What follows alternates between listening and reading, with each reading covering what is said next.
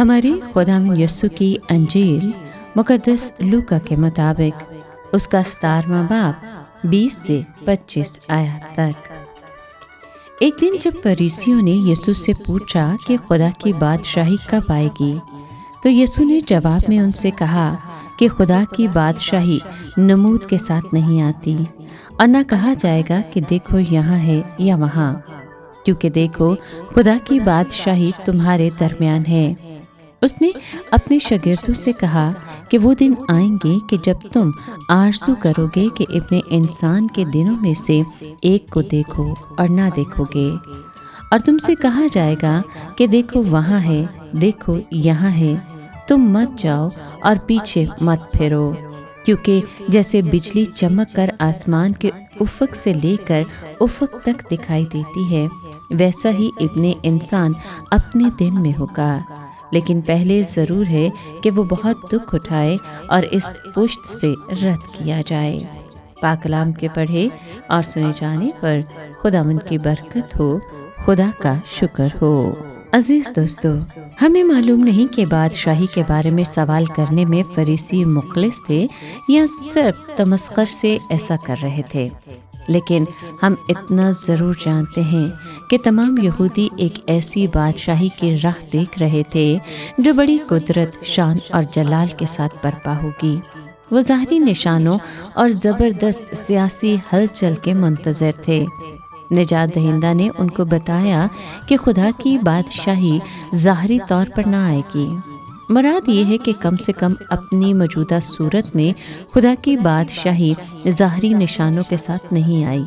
ये कोई दीदनी, ज़मीनी या दुनियावी बादशाही नहीं जिसके बारे में कहा जा सके कि यहाँ है या वहाँ है, बल्कि मनंजी ने फरमाया कि देखो खुदा की बादशाही तुम्हारे दरमियान है। इसका तर्जुमा ये भी मुमकिन है कि बादशाही तुम्हारे अंदर है। इसका मतलब यही था कि बादशाही उनके दरमियान थी। वो इस्राएली कौम का जायज़ बादशाह था। उसने मोजज़ात किए थे और अपनी असनाद सबके सामने खुले तौर पर पेश कर दी थी, लेकिन फरीसी उसे कबूल करना नहीं चाहते थे। इसलिए जहाँ तक उनका ताल्लुक है, खुदा की बादशाही ने अपने आप को पेश कर दिया था, लेकिन उनको कतई तौर पर नज़र नहीं आ रही थी।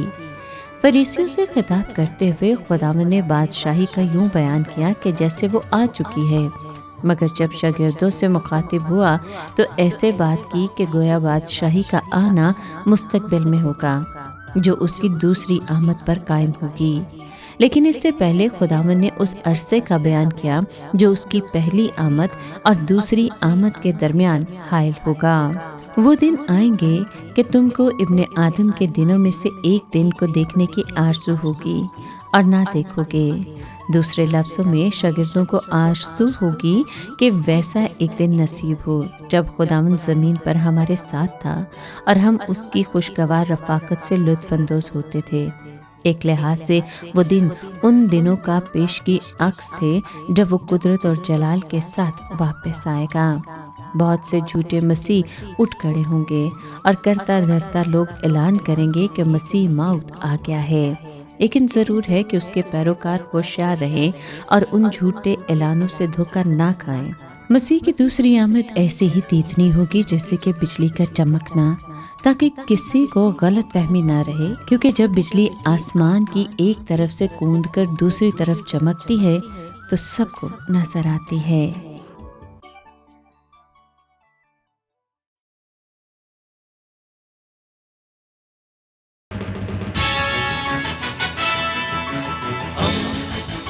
दोस्ती का पैगंबर, रेडियो वेरितास एशिया।